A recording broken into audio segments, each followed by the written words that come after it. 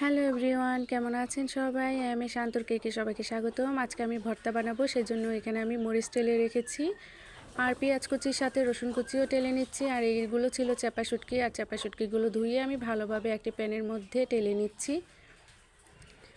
তারপর করব কালিজিরা ভর্তা, সেটাও আমি পেঁয়াজ রসুনের সাথে টেলে নিচ্ছি।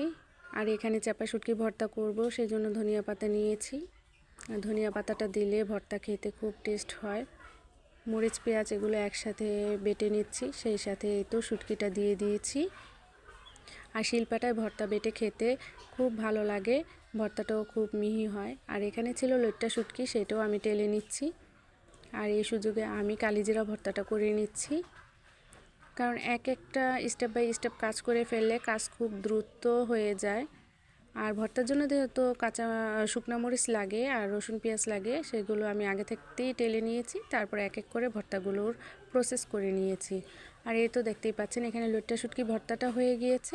এখন আমি সরিষার তেলটা প্যানের মধ্যে দিয়ে দিব। গরম হয়ে গেলে আমি এখানে লইট্টা শুটকিটাকে একটু টেলে নিব, তাহলে ভর্তাটা খেতে খুব ভালো লাগে। চাইলে আপনারাও এভাবে বানিয়ে খেতে পারবেন।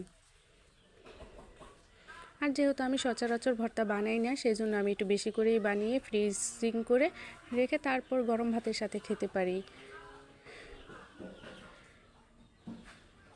আর আমার ভিডিওটি যদি ভালো লাগে অবশ্যই সাবস্ক্রাইব করতে ভুলবেন না, লাইক শেয়ার করে দিবেন। আর এই তো দেখতে দেখতে আমার 3 পদের ভর্তা হয়ে গিয়েছে। ওটা ছিল লইট্টা শুটকি ভর্তা, এখানে ছিল চাপা শুটকি ভর্তা, আর এখানে ছিল কালিজিরা ভর্তা।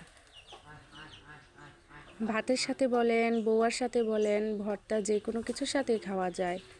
তো গাইস, ভিডিওটি আজ এই পর্যন্তই। আল্লাহ হাফেজ।